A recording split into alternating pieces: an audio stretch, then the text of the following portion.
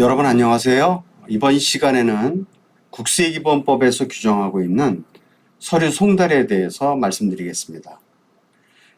지난 시간에 우리가 공부했던 서류 제출은 납세자가 과세 당국에 세금에 관련된 서류를 전달하는 과정이었죠.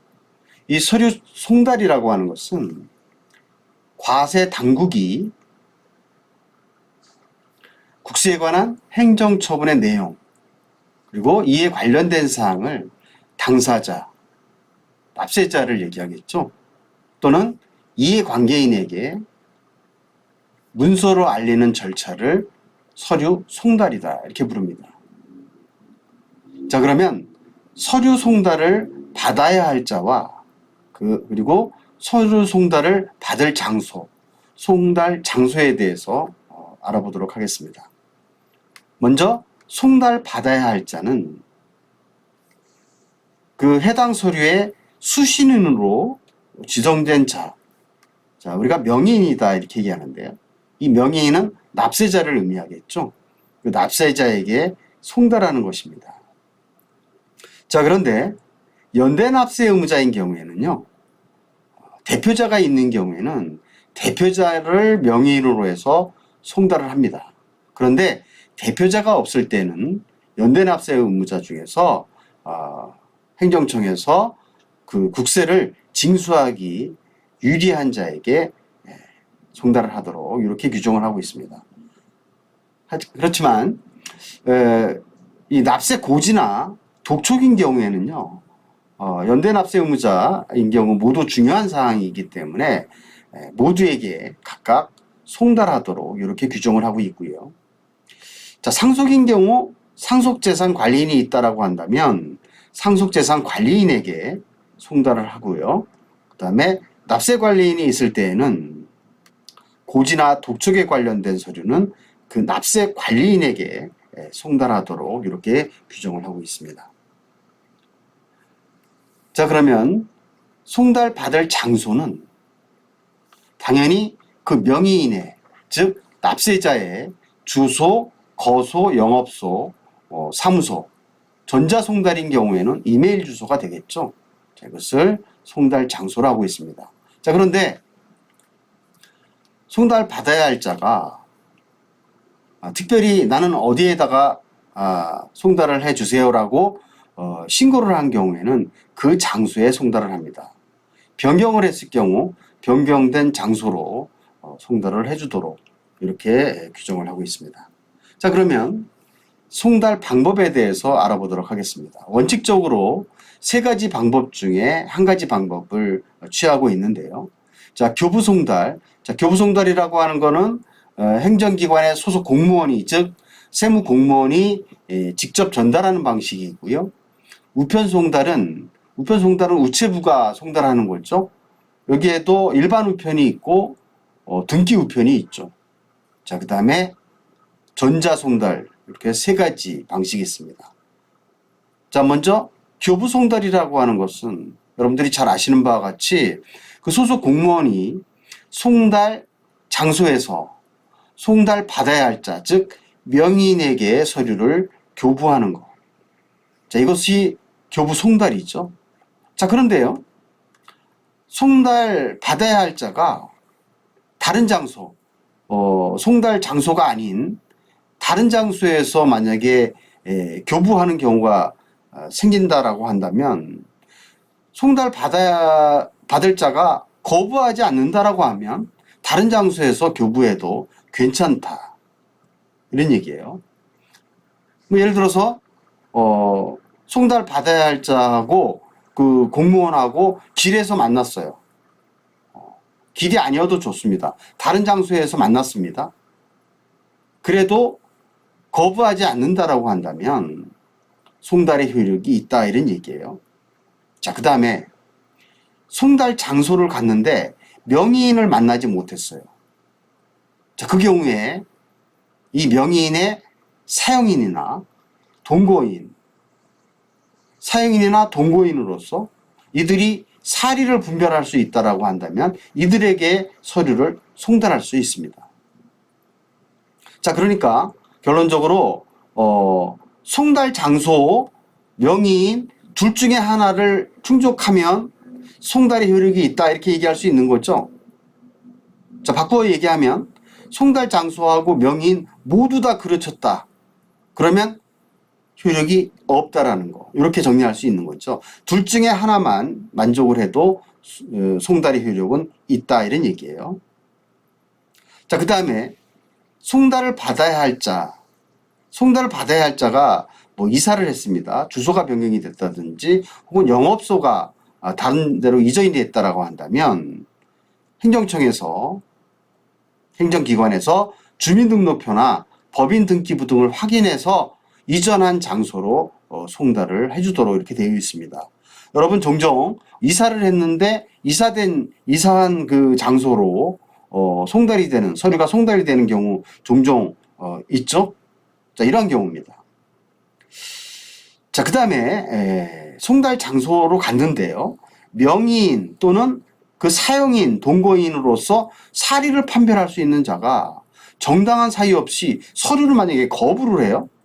자, 그 경우에는 어떻게 하냐면 송달할 장소에 서류를 두고 올 수 있습니다. 그냥 그대로 거기다가 그 장소에다가 둘 수 있는데 이 방식을 뭐라 그러냐면 유치송달이라고 얘기합니다.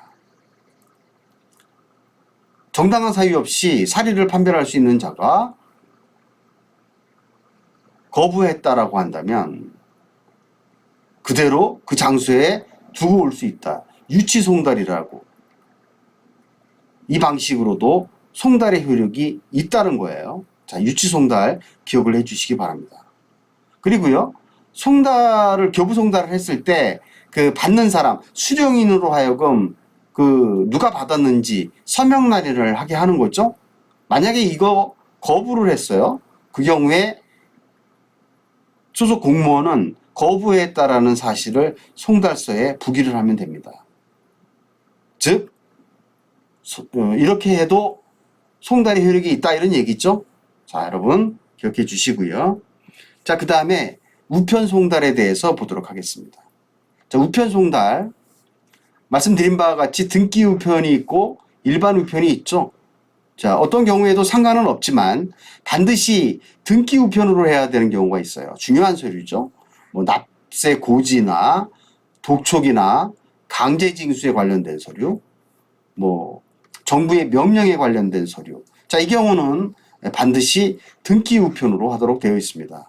그렇지만 예외적으로 납세 고지인 경우 고지 금액이 50만 원 미만인 소득세 중간연합 고지서나 부가가치세 예정 고지서인 경우에는 혹은 또 계좌이체 입금 방식 납세자에게 국세 환급금을 지급하는 경우, 자, 이 경우에는 등기 우편이 아닌 통상 우편으로도 가능하다라는 거, 자, 기억해 주시고요. 자, 역시 우리가 앞에서 교부송달인 경우에 유치송달 말씀을 드렸죠. 자, 등기 우편인 경우에도요, 우체부가 그 장소에 갔는데 명의인이나 혹은 그 사용인, 동거인으로서 사리를 판별할 수 있는 자가 정당한 사유 없이 서류를 거부를 하는 경우 그 장소에 그대로 두고 올 수 있는데 유치송달 가능합니다. 그래서 이 유치송달은 교부송달하고 그리고 등기 우편 경우 이 두 가지 경우 유치송달이 가능하다라는 거 기억을 해주시고요.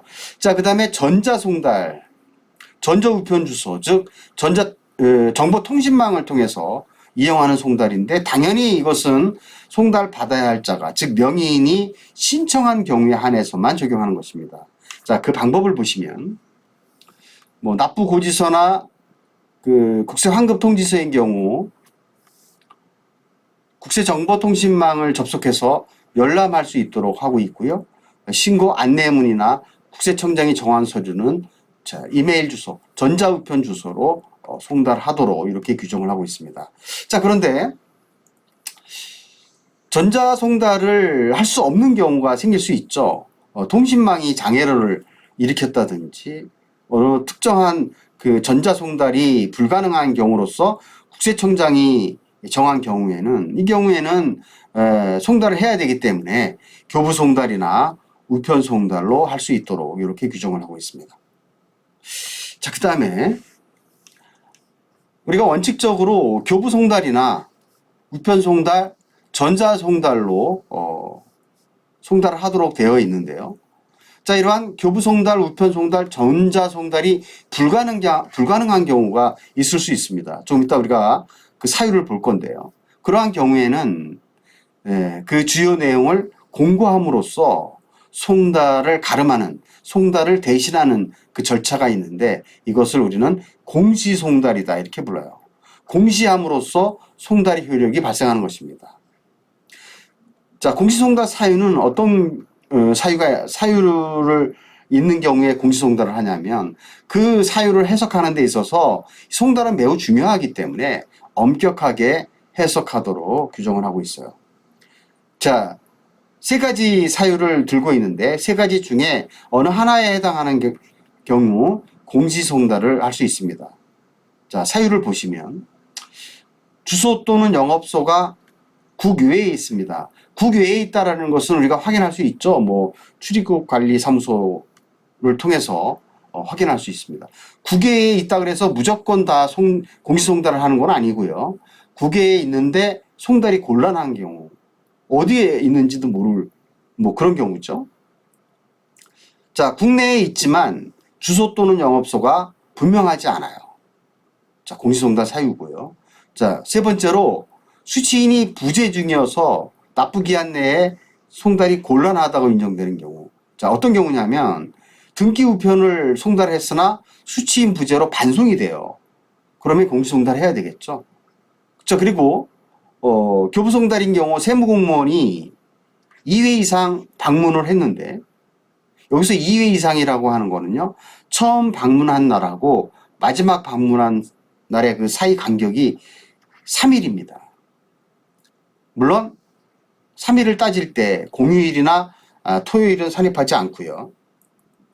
3일 이상이어야 됩니다. 그러니까 뭐 오전에 방문하고 오후에 방문했다. 그건 1회입니다. 자, 이 경우에 2회 이상 방문을 했는데 부재 중입니다. 자, 이 경우에는 공시송달을 한다 이런 얘기예요. 자, 그러면 공시송달 방식은 세무서나 국세정보통신망, 그다음에 뭐 시군구, 뭐 자치구 그 게시판 적절한 장소에 게시를 합니다. 관보나 일간신문에 게재를 하는 방식을 취할 수도 있고요. 자, 이 경우에 국세정보통신망을 통해서 공시하는 경우 다른 방법 하나를 함께 취하도록 되어 있습니다. 자, 이렇게 세 가지 원칙적인 교부, 우편, 전자송달 이렇게 할 수 없는 경우에는 공시송달로 송달이 이루어진다라는 거 자, 기억을 해주시고요. 자, 그러면 이 송달의 효력 발생 시기는 언제인가? 우리가 서류 제출에서 서류 제출의 효력 발생 시기는 원칙적으로 도달주의지만 현실적으로는 발신주의다 이렇게 말씀을 드렸죠. 송달의 효력 발생은 도달주의입니다. 즉, 그 서류는 송달 받아야 할 자에게 도달한 때로부터 효력이 발생하도록 이렇게 규정을 하고 있어요. 도달주의. 전자송달인 경우에는 전자우편 주소에 입력된 때. 자, 여기서 여러분들이 종종 질문을 하시는 분이 있는데요. 이메일 주소가 왔는데 열어보지 않아도 효력이 발생하는 겁니까? 네. 열어보지 않아도 이메일 주소에 입력이 됐다라고 한다면 효력이 발생하는 것입니다. 자, 국세정보통신망에 저장하는 경우에는 저장된 때 효력이 발생하는 것입니다. 즉, 그때 도달한 것으로 본다라는 거. 여기서 도달의 개념은 송달 받아야 할 자에게 직접 수교할 것까지 요하는 것은 아니고요. 그 상대방의 즉 명의인의 지배권에 들어가서 사회통념상 일반적으로 그 사실을 알 수 있는 상태가 우리는 도달의 개념으로 본다라는 거 기억해 주시고요. 자, 그 다음에 세 가지 방식, 교부나 우편이나 전자송달을 할 수 없는 경우에 우리 공시송달 사유 봤었죠? 이 공시송달인 경우에는 공고한 날로부터 바로 효력이 있는 것이 아니라 공고한 날로부터 14일이 지날 때 송달의 효력이 있는 것으로 본다라는 거. 자, 여기까지 해서 이번 시간에는 서류의 송달에 대해서 말씀드렸습니다. 자, 여러분 수고 많으셨고요. 다음 시간에 뵙도록 하겠습니다. 안녕히 계세요.